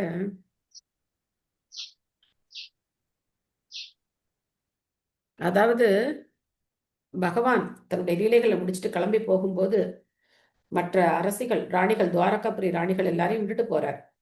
ஸோ அவங்கள அர்ஜுனன் காப்பாத்தி கூட்டிட்டு வரும்போது சில இடையர்கள், அதாவது பெரிய சத்திரியர்கள்லாம் கிடையாது, சாதாரண இடையர்களால் அவர் வந்து தோற்கடிக்கப்படுறார். அப்போ நினைச்சு பார்க்குறார், எப்பேற்பட்ட குருட்சேத்திர யுத்தம், என் கையில காண்டீவம் இருந்தது, நான் பீஷ்மர், துரோணர் இவங்களெல்லாம் ஜெயிச்சேன், கடைசியில வந்து இவங்க கிட்ட எப்படி நான் தோத்து போனேன் அப்படின்னு சொல்லி அவர் நினைச்சு பார்க்குறார். பட் அதுவும் வந்து பகவான் தான் அப்படிங்கிறத நாம தெரிஞ்சுக்கலாம். எப்படி வந்து அஹ், சீதா தேவிய ராவணனால தொடக்கூட முடியாதோ, அதே மாதிரி பகவானுடைய மனைவிகள் எல்லாருமே லக்ஷ்மிகள் தான். எல்லாருமே யாரு? லக்ஷ்மிகளுடைய விரிவங்கங்கள் தான். ஸோ அவங்களையும் யாராலையும் தொட முடியாது. பகவான் தான் அப்படி வரார், அர்ஜுனனுக்கு காட்டுறதுக்காக வரார். நெக்ஸ்ட் விமலா தேவி மச்சி படிக்கிறீங்களா? ஹரே கிருஷ்ணா மாதாஜி. ஹரே கிருஷ்ணா. ஸ்ரீல பிரபுபாதாக்கு ஜெய். அர்ஜுனன் எப்படி துஷ்டர்களான இடையர்களால் வெல்லப்பட்டார் என்பதும், இத்தகைய இழிவான நடத்தை கொண்ட இடையர்களால் அர்ஜுனனின் பாதுகாப்பில் இருந்த பகவான் ஸ்ரீ கிருஷ்ணரது மனைவிகளின் உடல்களை எப்படி தொட முடிந்தது என்பதும் இப்பதத்தில் உள்ள முக்கிய கருத்துக்களாகும். ஸ்ரீல விஸ்வநாத சக்கரவர்த்தி தாகூர் விஷ்ணு புராணத்தையும் பிரம்ம புராணத்தையும் ஆராய்ந்து இந்த முரண்பாடுகளுக்கு பின்வரும் விளக்கத்தை அளித்துள்ளார். ஒருமுறை சொர்க்கலோக பெண்கள் அஷ்டாவக்ர முனிவருக்கு தொண்டு செய்து அவரை திருப்திப்படுத்தினர். முனிவரும் பரமபுருஷரையே அவர்கள் கணவராக அடைவார்கள் என்று ஆசீர்வதித்தார். அவரது உடல் 8 இடங்களில் வளைந்திருந்ததால் அவர் விசித்திரமான முறையில் கூனி குறுகி நடப்பது வழக்கம். முனிவரின் அசைவை கண்ட தேவ புத்திரிகளால் சிரிப்பை அடக்கிக் கொள்ள முடியவில்லை. இதனால் கடும் கோபம் அடைந்த முனிவர் பகவானையே அவர்கள் கணவராக அடைந்தாலும் துஷ்டர்களால் கடத்தி செல்லப்படுவார்கள் என்று அவர்களை சபித்தார். பிறகு அப்பெண்கள் தங்களது பிரார்த்தனைகளால் முனிவரை மீண்டும் திருப்திப்படுத்தினர். எனவே துஷ்டர்களால் கடத்தப்பட்ட பிறகும் தங்கள் கணவர்களை அவர்கள் திரும்ப பெறுவர் என்று முனிவர் ஆசீர்வதித்தார். எனவே மாமுனிவரின் வார்த்தைகளை காப்பாற்றுவதற்காக பகவானே வந்து அவரது மனைவிகளை அர்ஜுனனின் பாதுகாப்பிலிருந்து கடத்தி சென்றார். இல்லையெனில் துஷ்டர்களால் தொடப்பட்ட உடனே அவர்கள் அந்த இடத்திலிருந்து மறைந்து போயிருப்பார்கள். மேலும் பகவானின் மனைவிகளாக இருக்க விரும்பிய கோபியர்களில் சிலர் தங்கள் ஆசை நிறைவேறிய பின் அவரவர் இடங்களுக்கு திரும்பி சென்றனர். பகவான் ஸ்ரீ கிருஷ்ணர் மறைந்த பிறகு அவரது பரிவாரங்களையும் வெவ்வேறு சூழ்நிலைகளின் கீழ் தமது ஆன்மீக உலகிற்கு பகவான் அழைத்து கொண்டார். ஹரே கிருஷ்ணா. நன்றி மாதாஜி. ஹரே கிருஷ்ணா. நன்றி மாதாஜி. ஸோ இந்த பொருளுரையிலேயே பிரபுபாதர் வந்து எவ்வளவு நுணுக்கமான விஷயங்களை வந்து நமக்கு ஆதாரத்தோடு கொடுக்குறார் பாருங்க. ஸ்ரீல விஸ்வநாத் சக்கரவர்த்தி தாக்குரார் மிகப்பெரிய ஆச்சாரியார், மிகப்பெரிய ஆச்சாரியார் விஸ்வநாத் சக்கரவர்த்தி தாக்குரார். அவர் வந்து என்ன பண்ணியிருக்காரு, விஷ்ணு புராணம் அதுக்கப்புறம் பிரம்ம புராணம், இந்த 2 புராணத்தையும் படிச்சு ஆராய்ச்சி பண்ணி இதுக்கான இந்த லீலைக்கான விளக்கத்தை கொடுக்குறார். என் மனசுக்கு தோணுனதை சொல்லிட்டு போயிருக்கலாம்ல, இப்படி இருந்திருக்கலாம் அப்படின்னு சொல்லிட்டு போகலாம்ல. ஸோ ஆச்சாரியர்களை நம்ம ஃபாலோ பண்ணணும். ஒரு வார்த்தை பேசுகிறோம் அப்படின்னா அது கண்டிப்பாக அதிகாரப்பூர்வமான தகவலாக இருக்கணும். ஒரு உவமை சொல்கிறதுக்காக நம்ம சொல்லலாம். இப்போ நேற்று கூட நான் உங்கள்கிட்ட சொன்னேன், நமக்கும் தேவர்களுக்கும் என்ன வித்தியாசம் அப்படின்னு சொல்லும்போது நான் ஒரு உவமை சொன்னேன். என்ன உவமை சொன்னேன், யாருக்கா ஞாபகம் இருக்கா? நரேந்திர மோடி வாழ்றாரு. சோ அந்த மாதிரி நம்ம புரிஞ்சுக்கிறதுக்காக சின்னதா ஒரு உவமையை சொல்லலாமே தவிர நடைமுறையில நம்ம புரிஞ்சுக்கிறதுக்கு, ஏன்னா இதுவும் சாஸ்திரத்துல அனுமதிக்கப்பட்டிருக்கு, நம்ம புரிஞ்சுக்கிறதுக்காக நடைமுறைக்கு ஒரு உவமையை சொல்லலாமே தவிர கிருஷ்ணர் சொன்னார் அப்படின்னு ஒரு வார்த்தையை நம்ம சொல்லவே கூடாது. எந்த வார்த்தையும் கிருஷ்ணர் சொன்னார் அப்படின்னு போடவே கூடாது. ரொம்ப கவனமா இருக்கணும் இதுல. நான் இதை திரும்ப திரும்ப திரும்ப திரும்ப நான் உங்களுக்கு வலியுறுத்துறதுக்கு காரணம் என்ன அப்படின்னா, இப்படித்தான் அபசம்பிரதாயங்கள் முளைச்சு இன்னைக்கு யாருமே கிருஷ்ண பக்தியை பயிற்சி பண்ண முடியாத நிலைமையில இருக்காங்க. பிரபுபாதர் எதுக்காக இந்த பொருளுரையில இவ்வளவு விரிவான விஷயத்தை கொடுக்கணும்? இந்த ஒரு லீலை இருக்கு. இந்த லீலை அப்படிங்கிறது எல்லாரையும் குழப்பக்கூடிய ஒரு லீலை. கிருஷ்ணருடைய துவாரகா ராணிகள் 16,108 பேரும் சொல்லப்போனா இவங்களுடைய விரிவங்கங்கள் தான் லக்ஷ்மிகள். முதல்ல வந்து கோபிகனா, மகிஷிகனா, லக்ஷ்மிகனா, அப்படித்தான் சீக்வன்ஸ் வருது. கோபியர்களுடைய விரிவங்கங்கள் தான் துவாரகா ராணிகள், துவாரகா ராணிகளுடைய விரிவங்கங்கள் தான் வைகுண்டத்துல இருக்கக்கூடிய லக்ஷ்மி தேவிகள். அப்படித்தான் நம்ம சம்பிரதாயத்துல விளக்கம் சொல்லப்படுது. அப்படி இருக்கும்போது அவங்களை யார் தொட முடியும்? அவங்கள வந்து இந்த மாதிரி ஒரு துஷ்டர்கள் வந்து தொற்ற முடியுமா அப்படின்னா அதுக்கான விளக்கம் இங்க வந்து இந்த மாதிரி புராணங்களை ஆராய்ச்சி பண்ணி ஸ்ரீல விஸ்வநாத் சக்கரவர்த்தி தாக்குரார் கொடுக்குறார். ஸோ நம்ம என்ன ஆச்சாரியர்களை விட பெரிய ஆளுங்களா? நமக்கு என்ன தெரியும்? நம்ம என்ன ஆச்சாரியர்களை விட பெரிய எல்லா சாஸ்திரம் எல்லாம் படிச்சு கரைச்சி குடிச்சிருக்கோமா? நமக்கு என்ன தெரியும்? நமக்கு ஷுட் பி வெரி கேர்ஃபுல்.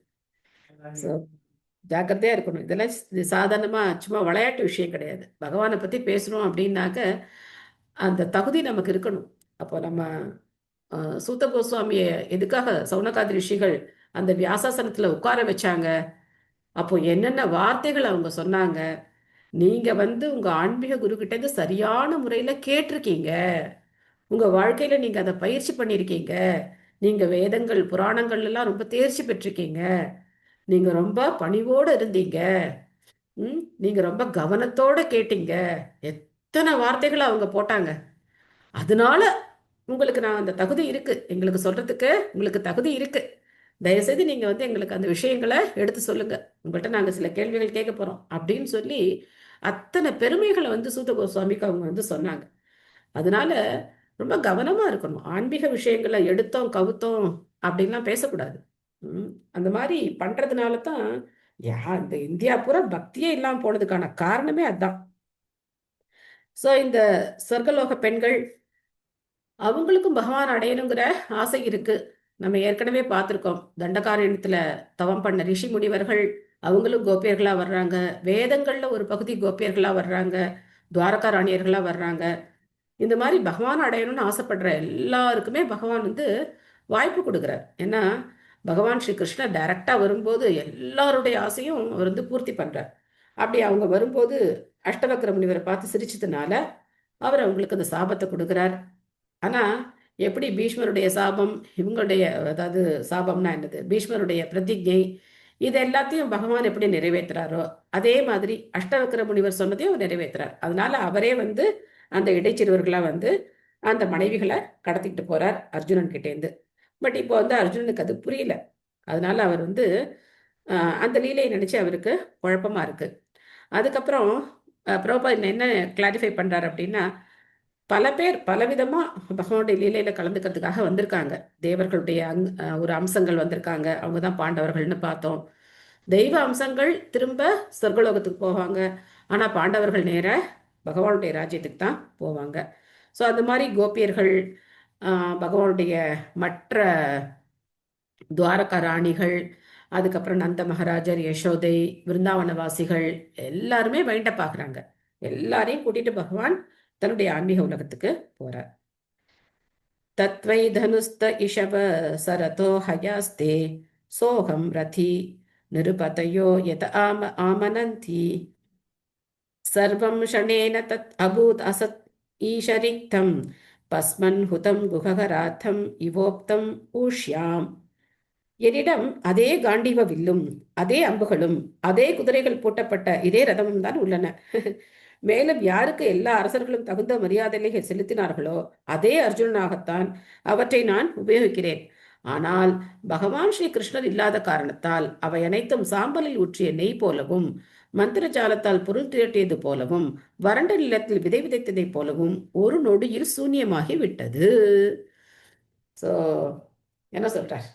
இதே காண்டீவம் தான், அதே அர்ஜுனன் தான், அதே தேர் குதிரைகள் தான், எல்லாம் இருக்கு. ஆனா சக்தி எங்க போச்சு? அது மட்டும் மிஸ் ஆயிடுச்சு. ஃபோன் அதே ஃபோன் தான், எல்லாம் இருக்கு. ஆனா சார்ஜ் போடலன்னா அதை வச்சு என்ன பண்ண முடியும்? அதுல சார்ஜ் இல்லை அப்படின்னா நம்மளால அதை எதையாவது உபயோகப்படுத்த முடியுமா? பேச முடியுமா? எதாவது பண்ண முடியுமா? ஒன்றும் பண்ண முடியாது. அப்படி உட்கார்ந்துருக்க வேண்டியதான். அந்த மாதிரி இவர் சொல்றார், கிருஷ்ணர் இருந்த போது இதுக்கெல்லாம் எவ்வளவு மதிப்பு இருந்தது. ஸோ இது நம்ம எப்படி புரிஞ்சுக்கலாம் அப்படின்னா, நம்ம கிட்ட இருக்கிற ஒவ்வொரு பொருளுக்கும் ஒரு 0 போட்டுக்கோங்க. நம்ம கிட்ட என்னென்ன திறமைகள் இருக்கோ, எனக்கு நல்லா பேச தெரியும், ஒரு 0. இல்ல என்கிட்ட ஒரு கோடி கோடி பணம் இருக்கு, இன்னொரு 0. இல்ல எனக்கு நிறைய ஆள்பலம் இருக்கு, இன்னொரு 0. இந்த மாதிரி நம்ம கிட்ட என்னென்ன இருக்கு அப்படின்னு பார்த்து ஒரு பட்டியல் போட்டு 000 போட்டுட்டே வரலாம். அதுக்கு ஏதாவது வேல்யூ இருக்கா? ஒரு 10 0 வந்துருதுன்னு வச்சுக்கோங்க. 10 0க்கு வேல்யூ இருக்கா? மதிப்பு இருக்கா? பூஜ்ஜியத்துக்கு மதிப்பு இருக்கா?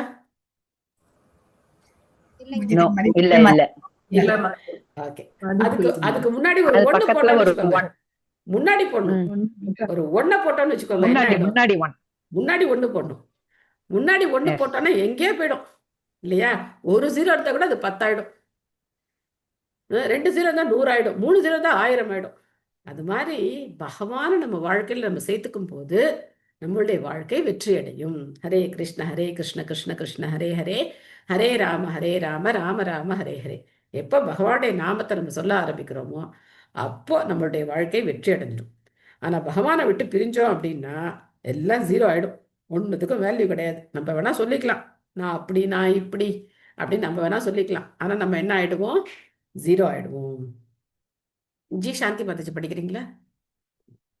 ஹரே கிருஷ்ண மாதாஜி. ஹரே கிருஷ்ணா. மொழிபெயர்ப்பு பொருளுரை வழங்கிய தெய்வத்திரு ஆசா பக்தி வேதாந்த சுவாமி ஸ்ரீல பிரபுபாதருக்கு ஜெய். ஒன்றுக்கும் அதிகமான முறைகள் நாம் விவாதித்திருப்பதைப் போல் கடன் வாங்கிய இறகுகளை வைத்துக்கொண்டு ஒருவன் திமிர் பிடித்தவனாக மாறிவிடக்கூடாது. எல்லா சக்திகளும் மூல பிறப்பிடமான பகவான் ஸ்ரீ கிருஷ்ணரிடமிருந்துதான் அடையப்படுகின்றன. மேலும் பகவான் விரும்பிய காலம் வரை அவை செயற்படுகின்றன. சக்திகளை பகவான் திரும்பவும் எடுத்துக்கொண்ட உடனேயே அவை செயலற்று போகின்றன. எல்லா மின்சக்திகளும் மின் உற்பத்தி நிலையத்திலிருந்து பெறப்படுகின்றன. மின் உற்பத்தி நிலையம் மின்சார விநியோகத்தை நிறுத்தி கொண்டதும் மின் விளக்குகளால் எந்த பயனும் இல்லை. பகவானின் விருப்பத்தினால் அத்தகைய சக்திகளை ஒரு நொடியில் உற்பத்தி செய்யவும் திரும்ப எடுத்துக்கொள்ளவும் முடியும். பகவானின் ஆசிகளை பெறாத பௌதீக நாகரிகம் குழந்தையின் விளையாட்டை போன்றதாகும். பெற்றோர்கள் அனுமதிக்கும் வரை குழந்தை விளையாடலாம். பெற்றோர்கள் போதுமென்றதும் குழந்தை விளையாட்டை நிறுத்தி கொள்ள வேண்டும். மனித நாகரிகமும் அதன் செயல்களும் பகவானிடம் அர்ப்பணிக்கப்பட்டு அவரது ஆசியை பெற வேண்டும். இந்த ஆசியை பெறாத மனிதனின் நாகரிக முன்னேற்றம் உயிரற்ற உடலுக்கு செய்யும் அலங்காரத்தை போன்றதாகும். உயிரற்ற நாகரிகமும் அதன் செயல்களும் சாம்பலில் ஊற்றும் நெய்க்கு ஒப்பானவை என்றும், மந்திர ஜாலத்தால் சேகரிக்கப்படும் செல்வத்தை போன்றதென்றும், வறண்ட நிலத்தில் விதைக்கப்பட்ட விதைகளை போன்றதென்றும் இங்கு கூறப்படுகிறது. ஹரே கிருஷ்ணா மாதாஜி. தேங்க்யூ மாதாஜி. ஹரே கிருஷ்ணா. தேங்க்யூ மாதாஜி. ஸோ இந்த உதாரணம் இந்த ஸ்லோகத்திலே கொடுக்கப்பட்டிருக்கு. அதுக்கு பிரபுபாதர் நமக்கு புரிகிற மாதிரி ஒரு உதாரணத்தை கொடுக்குறார். ஸோ ஒரு பெரிய ஒரு கரண்ட் தயாரிக்கிற நம்ம பார்க்குறோம், நெய்வேலியில் இருக்குது. நெய்வேலி லிக்னைட் கார்பரேஷன், பெரிய கார்பரேஷன். அங்கேருந்து நமக்கு மின்சாரம் உற்பத்தியாகி வருது. ஆனால் அவங்க மின்சாரத்தை உற்பத்தியை நமக்கு சப்ளை பண்ணுறதை நிறுத்திட்டாங்க அப்படின்னா நம்ம வீட்டில் நம்ம அழகழகான சாண்ட்லியர் அது இது எல்லாமே போட்டு வச்சுருந்தாலும் ஏதாவது பிரயோஜனம் இருக்கா? ஒரு பிரயோஜனமும் கிடையாது இல்லையா? நான் வந்து ஒரு செல்ஃபோன் உதாரணம் சொன்னேன். ஸோ இந்த மாதிரியெல்லாம் நம்ம பேசலாமே தவிர இல்லாத ஒரு கொட்டேஷன் இல்லாமல் நம்ம வந்து கிருஷ்ணர் சொன்னார்னு சொல்லவே கூடாது. ஸோ ரொம்ப ஜாக்கிரதையாக இருக்கணும்.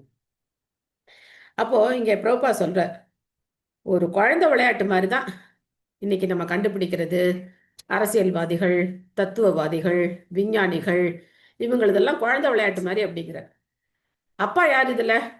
பெற்றோர்கள் அனுமதிக்கும் வரைதான் குழந்தைகள் விளையாட முடியும் அப்படின்னு சொல்லியிருக்காரு. அப்போனா அந்த பெற்றோர் யார்? இவங்கெல்லாம் இந்த அரசியல்வாதிகள், தத்துவவாதிகள்லாம் குழந்தைங்கன்னா இதில் அப்பா யாரு?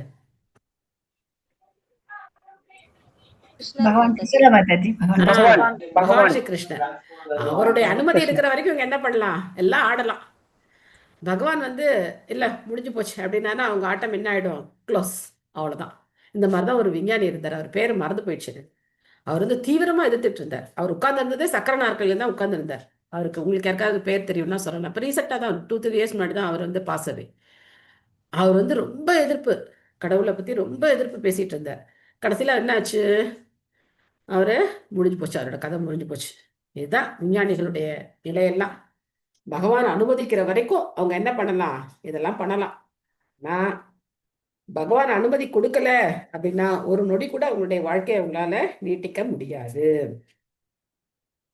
ராஜம் ஸ்துவயானு பிருஷ்டானம் சுகிருதாம் நக சுகிருத்புரே விப்ரசாப விமூடானாம் நிக்ததாம் முஷ்டிபிர்மிதக வாருணீம் மதிராம் பீத்வா மதோன்மதித சேதசாம் அஜானதாம் இவான்யோன்யம் சதுஹு பாஞ்சவா சோஷிதாக.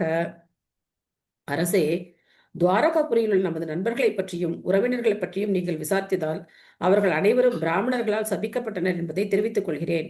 இதன் விளைவாக புளிக்க வைத்த சாதத்தால் செய்யப்பட்ட மதுபானத்தால் மதிமயங்கி ஒருவரை ஒருவர் அறியாமையிலேயே தங்களுக்கிடையில் தடிகளால் அடித்துக் கொண்டு மாண்டு போயினர். இப்பொழுது 4-5 பேர்களே எஞ்சியுள்ளனர்.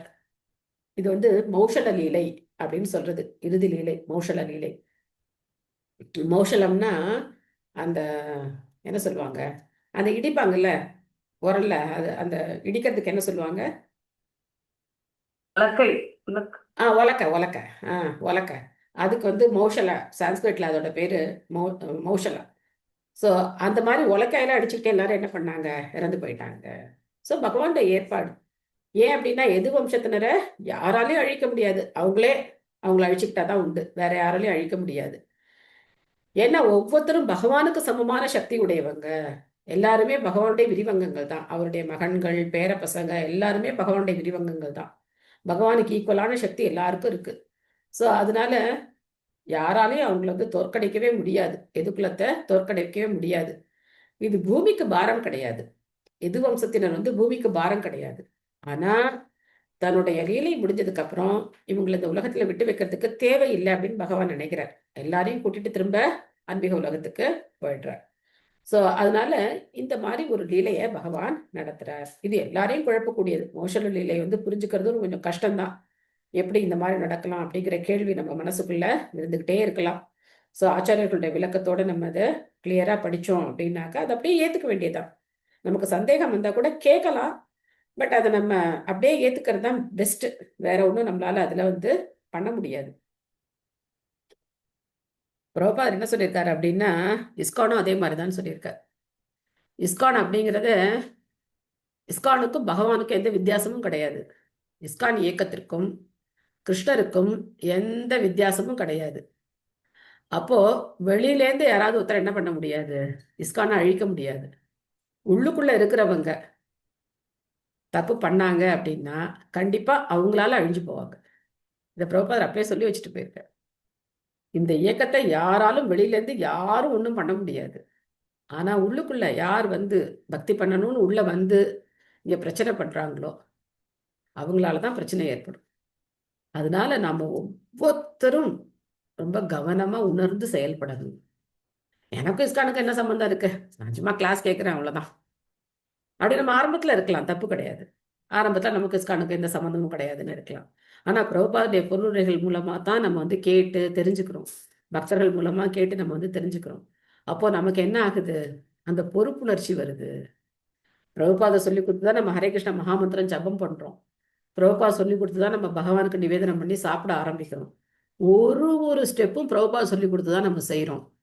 இப்போ ஒரு மந்திரம் வச்சுக்கோங்க, விருந்தாயே துளசி தேவி பிரியாயே கேசவ சிஷ்ய விஷ்ணு பக்தி பிரதி தேவி சத்யவதி நமோ நமக. துளசி மகாராணி எப்படி வழிபடணும் பிரபா சொல்லி கொடுத்தார்.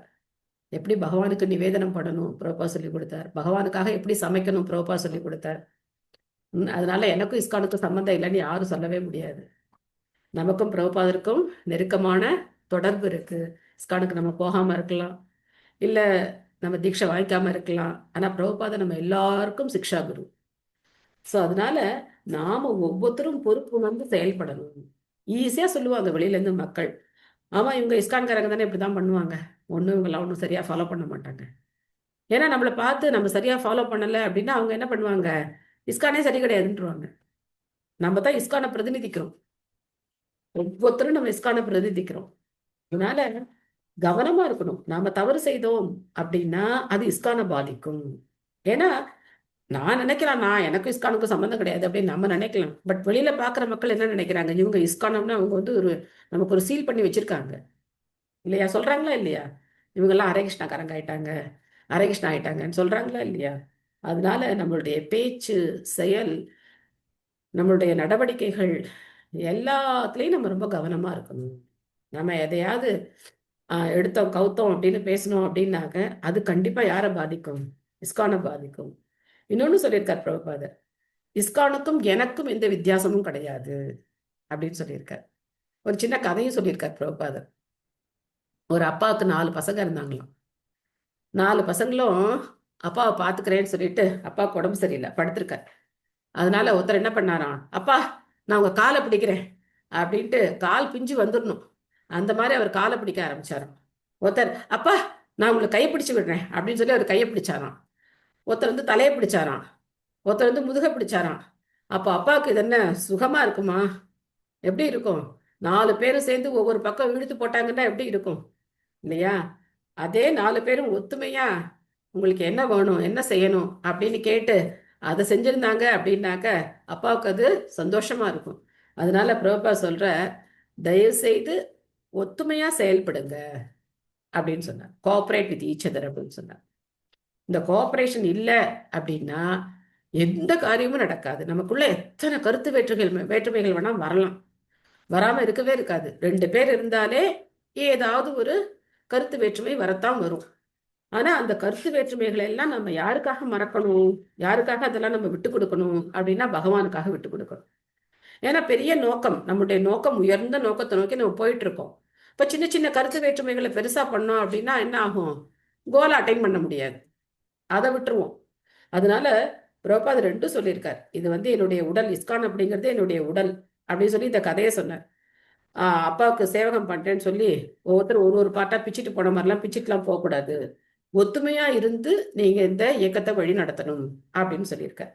ஸோ இன்னைக்கு நம்ம இஸ்கான்ல பார்க்கலாம் நிறைய பிரச்சனைகள், கப்பட்ட பிரச்சனைகள், பயமா இருக்கு எனக்கு. அதனால தான் நான் அந்த ஆன்லைன்லேயே வர்றதே கிடையாது.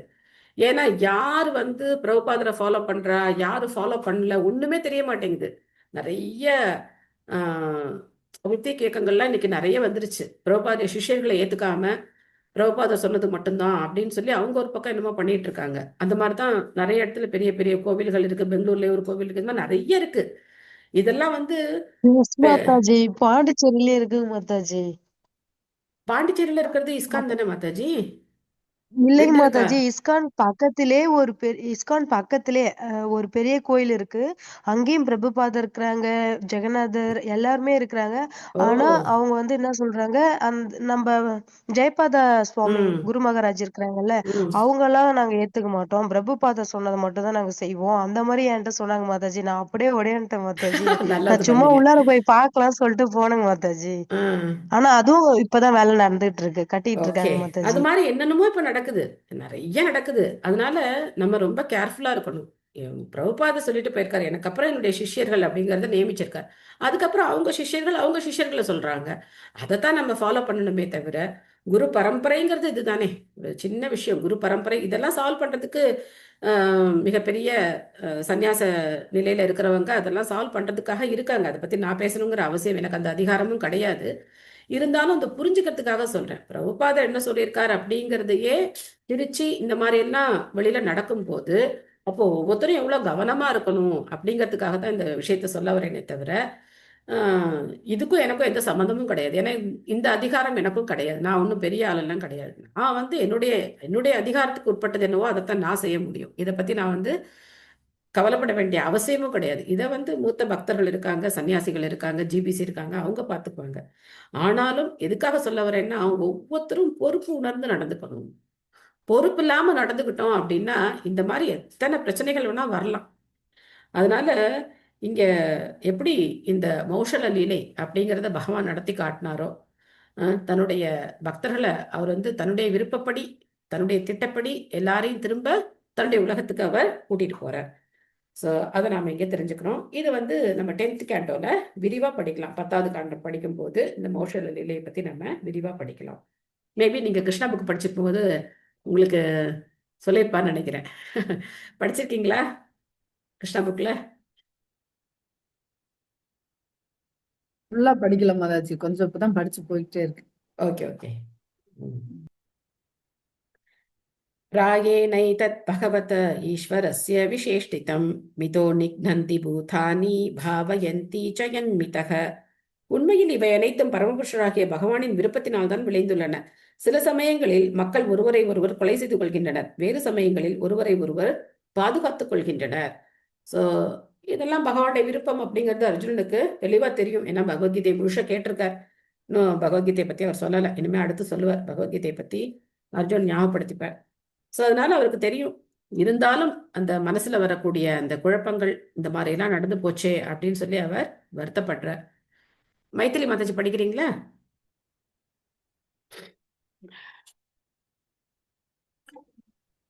ஹரே கிருஷ்ணா மாதாஜி. ஹரே கிருஷ்ணா.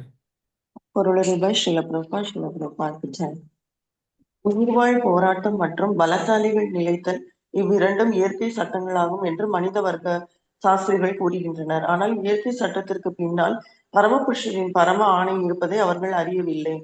இயற்கை சட்டம் பகவானுடைய ஆணையின் கீழ் நிறைவேற்றப்படுகின்றது என்று பகவத்கீதை உறுதி செய்கிறது. எனவே உலகில் அமைதி நிலவுவதற்கு பகவானின் நல்லெண்ணமே காரணம் என்பதையும், உலகில் கிளர்ச்சி ஏற்படுவதற்கும் பகவானின் பரம விருப்பமே காரணம் என்பதையும் நாம் அறிய வேண்டும். பகவானின் விருப்பமின்றி ஒரு புல்லும் அசையாது. எனவே பகவானால் இயற்றப்பட்ட சட்டங்களை மதித்து நடக்காத போதெல்லாம் மக்களுக்கிடையிலும் நாடுகளுக்கிடையிலும் சண்டை நிகழ்கிறது. ஆகவே பகவானின் திட்டப்படி அனைத்தையும் செய்வதே அமைதிக்குரிய உறுதியான வழியாகும். நாம் செய்வதை எல்லாம் பகவானின் முழு திருப்திக்காக செய்ய வேண்டும் என்பதே நிலைநாட்டப்பட்ட சட்டமாகும். பகவானின் விருப்பத்திற்கு எதிராக ஒருவன் எதையேனும் செய்யவோ, உண்ணவோ, தியாகம் செய்யவோ அல்லது தானம் கொடுக்கவோ கூடாது.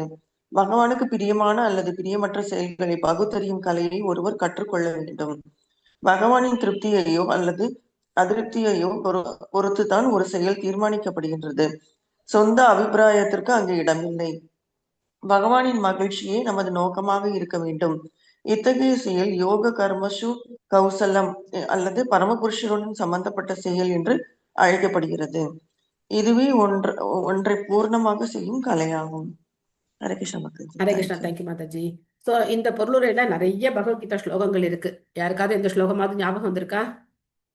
பகவத்கீதா ஸ்லோகம் யாருக்காவது ஞாபகம் வந்திருக்கா? என்ன ஸ்லோகம் அப்படின்னு தெரிஞ்சுதா? ஓகே. ஸோ பகவத்கீதையில 9வது அத்தியாயத்துல பகவான் சொல்றார், மயா அத்தியக்ஷேன பிரகிருதி சூயதேஜ சராசரம் ஹேதுநானேன கௌந்தேய ஜெகத் விபரிவர்த்ததே அப்படின்னு சொல்றார். ஜட இயற்கை என்னுடைய மேற்பார்வையின் கீழ் தான் செயல்படுது அப்படின்னு சொல்றார். ஆனா முட்டாள் மனிதர்கள் என்ன நினைக்கிறாங்க, இயற்கை தானா இயங்குது, இது எல்லாத்துக்கும் காரணம் இயற்கை தான். அவங்க சூரியனை சூரிய தேவனா பார்க்கறது கிடையாது, சந்திரனை சந்திர பகவானா பார்க்கறது கிடையாது, வாயு அக்னி இதெல்லாம் அவங்க அப்படி பார்க்கறது கிடையாது. எப்படி பார்க்கறாங்க? சன் மூன் அப்படிதான் பார்க்கறாங்க. இதெல்லாம் ஒரு கோள்கள், இதெல்லாம் ஒரு இது வெடிச்சுது, அதனால பூமி உருவாச்சு, இந்த கோள்கள்லாம் உருவாச்சு, எதுவோ இப்படியோ எல்லாம் ஒரு ஒரு சுற்றுப்பாதையில அது பாட்டு சுத்திட்டே இருக்கு. இதெல்லாம் என்ன பெரிய இது சொல்றதுக்கு ஒரு மூளை வேணுமா? இந்த மாதிரி சொல்றதுக்கு ஒரு மூளை வேணுமா? ஆனா பகவான் சொல்றார், என்னுடைய மேற்பார்வையின் கீழே இந்த ஜட இயற்கை செயல்படுது அப்படின்னு சொல்றார். எப்படி படைக்கப்பட்டது அப்படிங்கறதெல்லாம் நம்ம 2வது காண்டம் படிக்கும்போது பார்க்கலாம். ஸோ அடுத்து சொல்றார், பகவானின் விருப்பத்திற்கு எதிராக ஒருவன் எதையேனும் செய்யவோ, உண்ணவோ, தியாகம் செய்யவோ அல்லது தானம் கொடுக்கவோ கூடாது. இது எந்த ஸ்லோகம் அப்படின்னா அதே 9th சாப்டர்ல சொல்றார், எத் கரோஷி யதஸ்நாஷி யத் ஜுகோஷி ததாசி யத் தபஸ்யசி கௌந்தேய தத் குருஷ்வ மதர்ப்பணம் பத்திரம் புஷ்பம் பலம் தோயம். அடுத்த ஸ்லோகம் வரும். ஸோ எதையெல்லாம் நீ செய்கின்றாயோ, எந்த தவங்களை எல்லாம் நீ புரிகின்றாயோ, எந்த தானங்களை எல்லாம் நீ செய்கின்றாயோ, எதை நீ உண்கின்றாயோ அதையெல்லாம் எனக்கே அர்ப்பணமா பண்ணு அப்படின்னு சொல்றார். இங்க பிரபுபா சொல்றார், நம்முடைய சொந்த அபிப்பிராயத்துக்கு இங்க இடமே கிடையாது அப்படிங்கிற. சொந்த சரக்கெல்லாம் நம்ம விடக்கூடாது. எனக்கு இது பிடிக்கும் அதனால நான் இப்படி செய்யறேன் அப்படிலாம் நம்ம செய்யக்கூடாது.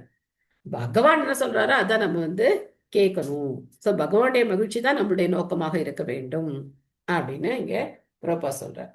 So we have to be very careful. Okay, நேரம் ஓட்டமாக ஓடிவிட்டது.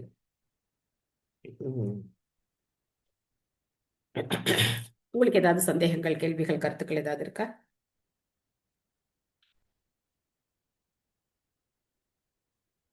மாதாஜி நமஸ்காரம். நமஸ்காரம். என்னுடைய பெயர் ரமணி. நான் இன்னைக்கு முதல் கிளாஸ் நான் அட்டன் பண்றேன். ஓ, எனக்கு ஒரு பக்தி மூலமா அவங்களுடைய லிங்க் கிடைச்சது இன்னைக்கு. சரி சரி சொல்லுங்க. இப்போ நீங்க சொல்லிட்டு மீன்ஸ் பாராயணம் பண்ண ஸ்லோகம் எந்த காண்டம் மாதாஜி? இது ஸ்ரீமத் பாகவதம். பாகவதம் கேள்விப்பட்டிருக்கீங்களா? பாகவதம் தெரியுமா? பாகவதம் தெரியும் மாதாஜி. நான் முதல் காண்டம் வச்சிருக்கேன். முதல் காண்டம் தான். முதல் காண்டத்துல 15வது அத்தியாயம். 15வது அத்தியாயமா மாதாஜி? சரிங்க மாதாஜி. நான் ஒரு 14 அத்தியாயம் வரைக்கும் படிச்சிருக்கேன். அப்போ ஓகே, நீங்க நல்ல சமயத்துல தான் கரெக்டா சேர்ந்திருக்கீங்க. வெல்கம். ஸோ தொடர்ந்து வாங்க. உங்களுக்கு ஏதாவது சந்தேகம் இருந்தாலும் நீங்க கேளுங்க. சாண்டிங் பண்றீங்களா ஹரே கிருஷ்ண மந்திரம்? பண்றேன் மாதாஜி. நான் கீதையிலும் இருக்கேன்.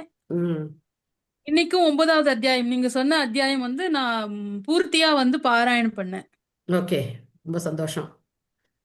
பத்திரம் பலம் தோயம் அந்த இதெல்லாம் நான் படிச்சேன். அதுக்கான விளக்கு உரையும் எனக்கு கிடைச்சது. ஸோ அதாவது மாதாஜி கிளாஸ் எடுக்கிறாங்க.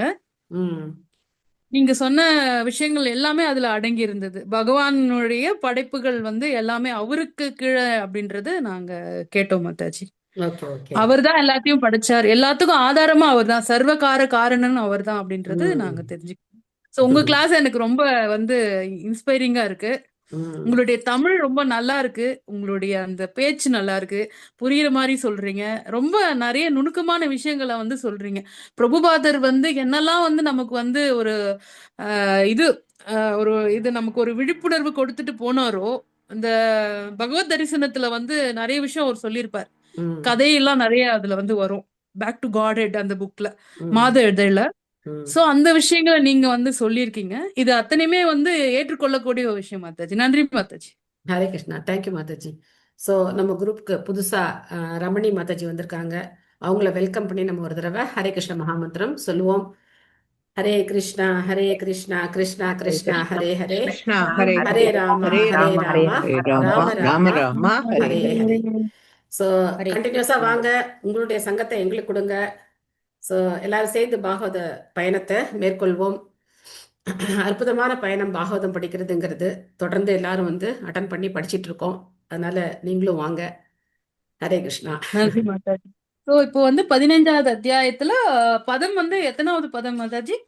எத்தனாவது பதம்? 24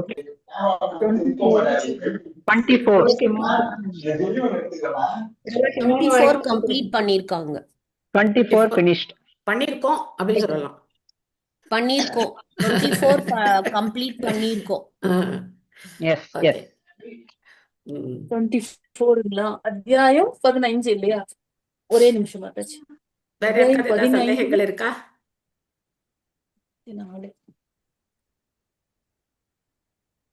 ஓகே, யாருக்கு எந்த சந்தேகமும் இல்லை அப்படின்னா நம்ம இன்னைக்கு இன்றைய பாசுரத்துக்கு போயிடலாமா? அற்புதமான பாசுரம். இந்த கலியுகத்துல இப்ப நடக்கிறது எல்லாமே பகவானோட செயல் தானே மேடம். இப்போ நிறைய வந்து நல்லது நடக்கிறது, ரொம்ப கெட்டது இப்ப ஜாஸ்தி ஆயிடுது கலியுகத்துல. கலியோட நேச்சரே அப்படிதானே. கலியோட நேச்சரே தானே. கலி அப்படின்னாலே சண்டைன்னு தான் அர்த்தம். கலியுகத்துல எல்லா நல்ல குணங்களும் போயிடும். நம்ம அடுத்து பரீட்சித் மகாராஜர் வந்து எப்படி கலியை எதிர்கொள்றார் அப்படின்னு பார்க்கும்போது கலியுடைய தன்மைகள் எல்லாம் நமக்கு தெரிய வரும். எதுக்காக அவர் கலியுகத்தை அனுமதி கொடுத்தார் அதையும் நம்ம பார்க்கலாம். ஸோ எல்லாமே பகவானுடைய ஏற்பாடு அப்படின்னாலும் பகவான் நமக்கு என்ன கொடுத்துருக்கார்? சாஸ்திரமும் கொடுத்துருக்கார் இல்லையா? ஒரு பக்கம் என்ன செய்யலாம், நம்ம இதெல்லாம் பகவானுடைய ஏற்பாடு தான், நம்மளால ஒன்றும் பண்ண முடியாது அப்படின்னு சொல்லிட்டு பேசாம போயிட்டே இருக்கலாம். ஆனா அதே சமயத்துல பகவான் கொடுத்த சாஸ்திரத்தை பயன்படுத்தி பகவான் சொன்ன பேச்சையும் நம்ம கேட்கலாம் இல்லையா? நாம சங்கீர்த்தனம் பண்ணலாம் மாதாஜி. இந்த கலியுகத்துக்கு சொல்லப்பட்ட மிக உயர்ந்தது நாம சங்கீர்த்தனம். அதனால நம்ம வந்து அதாவது நம்மளுடைய வாழ்வு வந்து உய்வு பெறும், அதாவது முக்தி அடையலாம். ஸோ அதனால கலியுகத்துக்கு உண்டான நாம சங்கீர்த்தனத்தை நம்ம பண்ணலாம். இதுக்கு நல்ல உதாரணம் என்ன அப்படின்னாக்க, மழை காலம் வருதுன்னு வச்சுக்கோங்க. மழை கொட்டுன்னு கொட்டிக்கிட்டே இருக்கும். நம்ம மழையை திட்டுறதுனாலயோ மழையை ஏதாவது சொல்றதுனாலயோ ஏதாவது பிரயோஜனம் இருக்கா? ஏதாவது பிரயோஜனம் இருக்கா? நம்ம என்ன பண்ணணும்? நம்ம வந்து ஒரு கொடையை பாதுகாப்பா பிடிச்சிட்டு நம்ம வந்து போலாம். நம்ம வேலையை நம்ம வெளியில போகணும் அப்படின்னா ஒரு கொடையை பிடிச்சிட்டு போலாம், இல்ல ஒரு ரெயின் கோட் போட்டு நம்ம போலாம், மழையில் நனையாம நம்ம இருக்கலாம். அதனால நம்மளை சுத்தி கலியுகம் எப்படி போனாலும் சரி, முதல்ல நாம சரியாகணும். நாம சரியானதுக்கு அப்புறம் நம்மளால என்ன பண்ண முடியும்? மற்றவங்களுக்கு எடுத்து சொல்ல முடியும். அதனால யாரையாவது திருத்தணும், உலகத்தையே திருத்தணும்னு நம்ம நினைக்கக்கூடாது. நம்ம என்ன நினைக்கணும்? நான் திருந்தணும் நம்ம நினைக்கணும். பர்சனலா நான் திருந்தணும் தான் நம்ம முதல்ல ஆசைப்படணும். ஆனா நம்ம என்ன பண்ணுவோம்? நம்மள விட்டுட்டு எல்லாரையும் பார்ப்போம். எல்லாரையும் பார்த்தா அவங்க அப்படி இருக்காங்க, இவங்க அப்படி இருக்காங்க, இவங்க சரியில்லை, அவங்க சரியில்லை, இதுதான் நம்ம பார்ப்போம். நம்ம என்ன பண்றோம்னு நம்ம பார்க்க மாட்டோம். அது நமக்கு தெரியவே தெரியாது. ஏன்னா நம்ம பத்தி நமக்கு எப்பவுமே ஒரு ஹை எஸ்டிமேட் இருக்கும். அதனால முதல்ல என்ன பண்ணணும்னா நம்ம திருந்தணும். சைத்திர மகாபிரபு தான் சொல்லியிருக்கார், முதல்ல தன்னை சரி பண்ணிக்கோ, உன்னை சரி பண்ணிக்கிட்டு அதுக்கப்புறம் நீ என்ன பண்ணு, மற்றவங்க கிட்ட அதை எடுத்து சொல்லு அப்படின்னு சொல்றார். அதனால நம்ம ஜெபம் பண்ணணும், நம்ம வந்து பகவானுக்கு நிவேதனம் பண்ணி பிரசாதம் சாப்பிடணும், நம்ம வந்து ஏகாதசி விரதம் இருக்கணும், நம்ம வந்து 4 சட்டத்திட்டத்தை கடைபிடிக்கணும். அதுக்கப்புறம் நம்ம என்ன பண்ணணும்? மற்றவங்களுக்கு அதை எடுத்து சொல்லணும். Okay, thank you. இன்னைக்கு பாசுரம் நானே கூட பாடிடலாம், அவ்வளவு அருமையான பாசுரம். ஓகே மாதாஜி பாடுங்க. மாதாஜி கேக்குறோம். நான்லாம் பாடல, நீங்க பாடுங்க. வேண்டாம், நீங்களே பாடுங்க. ஒருத்தி மகனாய் பிறந்து ஒருத்தி மகனாய் பிறந்து ஓரிரவில் ஒருத்தி மகனாய் ஒளித்து வளர ஒருத்தி மகனாய் பிறந்து ஓரிரவில் ஒருத்தி மகனாய் ஒளித்து தரிக்கிலானாகி தான் திங்கு நினைந்த தரிக்கிலானாகி தான் திங்கு நினைந்த கருத்தை பிழைப்பிட்டு கஞ்சன் வயிற்றினில் கருத்தை பிழைப்பிட்டு கஞ்சன் வயிற்றினில் நெருப்பென நின்ற நெடுமாலே நெருப்பென நின்ற நெடுமாலே நெருப்பென நின்ற நெடுமாலே உன்னை அரிதித்து வந்தோம் பறை தரிதியாகில் அரிதித்து வந்தோம் பறை தரிதியாகில் திருத்தக்க செல்வமும் சேவகமும் யாம் பாடி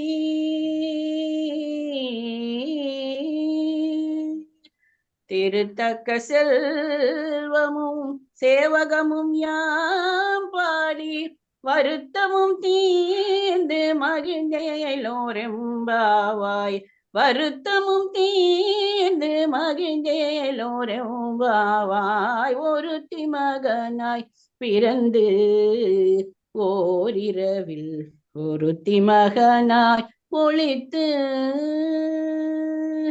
ஆண்டாள் திருவடிகளே சரணம்.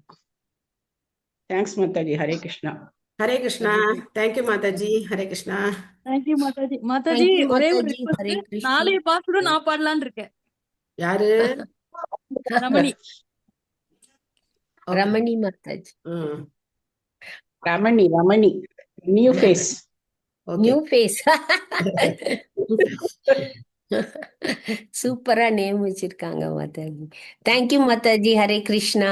தேங்க்யூ. ஹரே கிருஷ்ணா. சோ இன்னைக்கு Thank you, படிக்கலாம், மாதாஜி. நாளைக்கு படிக்கலாம். ஹரே கிருஷ்ணா.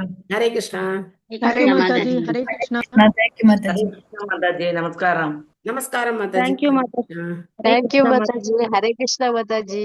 ஹரே கிருஷ்ணா. ஹரே கிருஷ்ணா. நன்றி மாதாஜி. நன்றி மாதாஜி. ஹரே கிருஷ்ணா.